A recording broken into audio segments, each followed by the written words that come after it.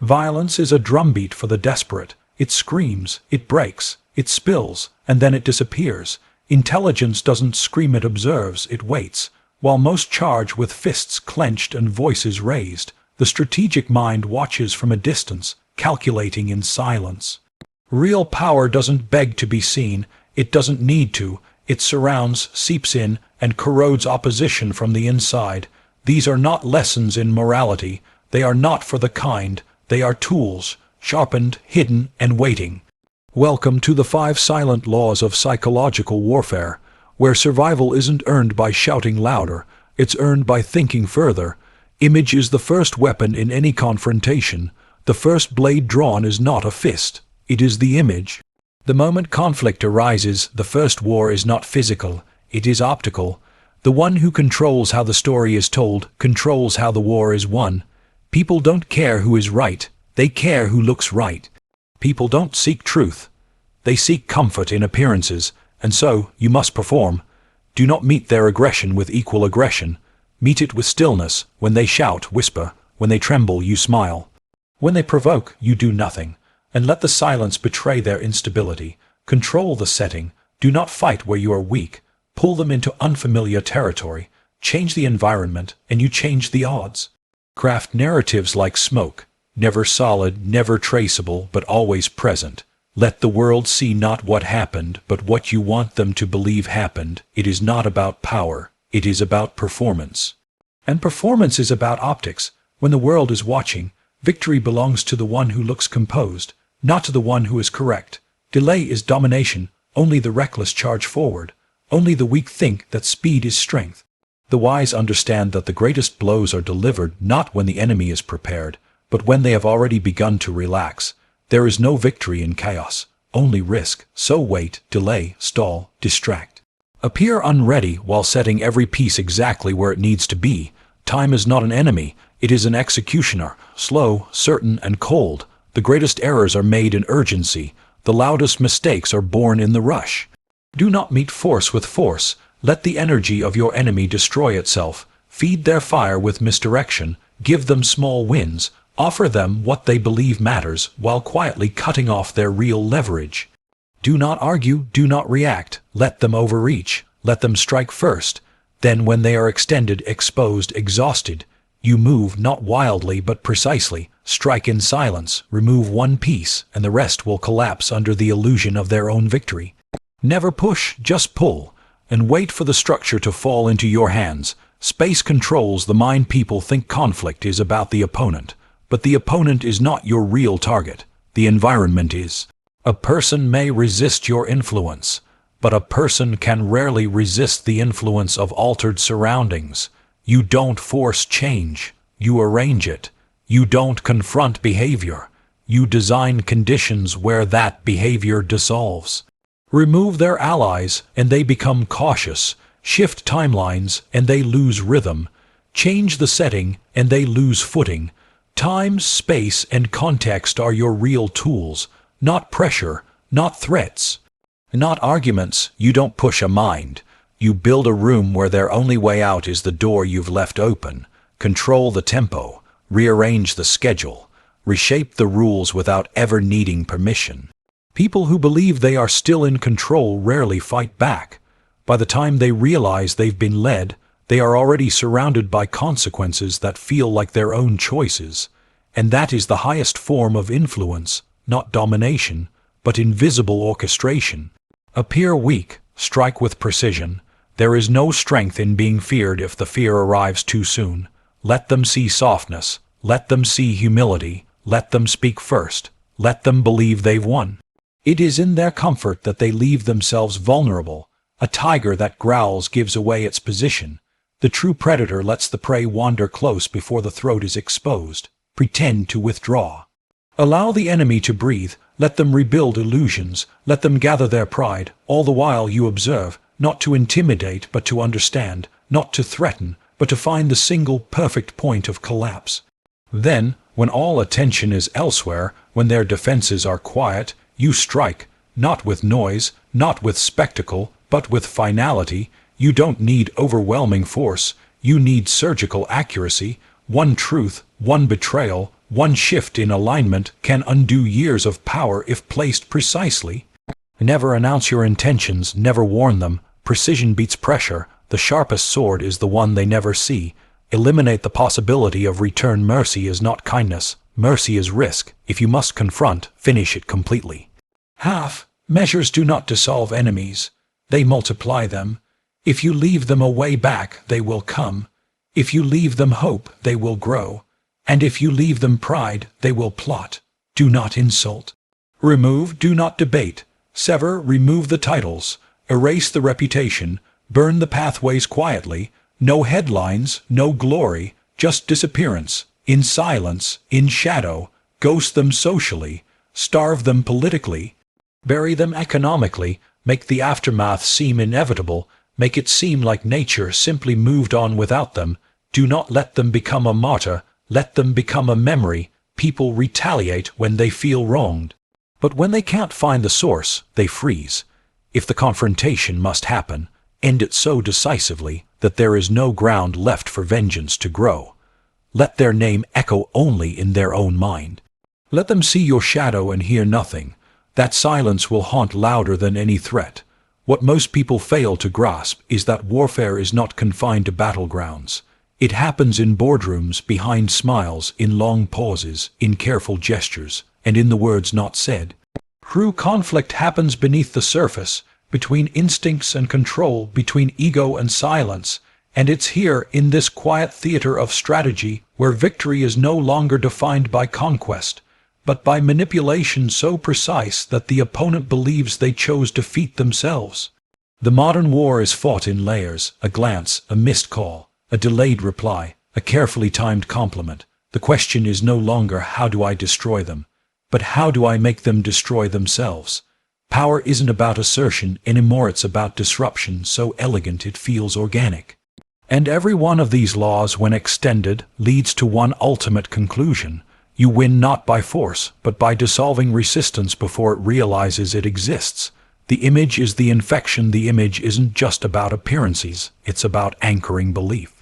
The mind clings to visuals. It draws meaning from symbols, not truths. So in any confrontation, your most important weapon isn't the logic of your position. It's the perception of your posture. If they see you calm, they assume you're confident. If they see you unaffected, they assume you're in control. If you appear like the storm doesn't move you, they question their own footing. It's not about acting. It's about embedding emotion in their eyes. Confusion, doubt, admiration, all implanted through how you seem, not what you say. Never forget that silence framed correctly is the loudest move you'll ever make. The less you explain yourself, the more people assume you know something they don't. An assumption is powerful. Make them fill in the blanks. Make them question why you haven't reacted. That anxiety, the need to know, is the first fracture. You won't need to push. They'll spiral for you. Plant seeds through subtle contrast. Be present but say little. Be active but never chase. Be unbothered, and they'll panic trying to uncover your strategy. You don't win by proving yourself. You win by becoming the unsolvable puzzle in their mind. Let them waste their energy trying to decode an image you crafted in silence. Time as a weapon, delay as design. Time breaks men before battle does. Most people overextend because they fear delay. But delay is not weakness. It is a scalpel. You use it to dissect, divide, and control rhythm. When you manipulate time, you dictate the tempo of war, and the one who controls the tempo controls the outcome. Force people to wait, keep them guessing. Delay decisions not because you're unsure, but because every moment of silence builds tension in them, not in you. The longer they wait, the more their imagination erodes their certainty. While they race ahead, you slow the game down to the exact pace you can control. Use time not to escape, but to entrap. Give your opponent space just long enough to feel free, to feel victorious, and then close the door. The mind that believes it has the advantage is blind to the trap under its feet. You don't rush to crush your enemy. You expand the window just wide enough that they walk in, and then you collapse the frame. Use artificial delays. Reschedule when needed. Cancel meetings unexpectedly. Return messages slower each time. Subtle manipulation of timing rewires expectations and introduces stress. It's not just about waiting. It's about making them wait for you, and when they do, they've already submitted to your rhythm. Shape the room before the person. Never approach influence head on. The human spirit resists coercion, but what it does not resist is its environment. People do not adapt to pressure, they adapt to climate. Change the temperature of the room, and you'll find the person changes without resistance. Alter incentives, reconfigure relationships, introduce distractions, remove one ally, and the target becomes quieter.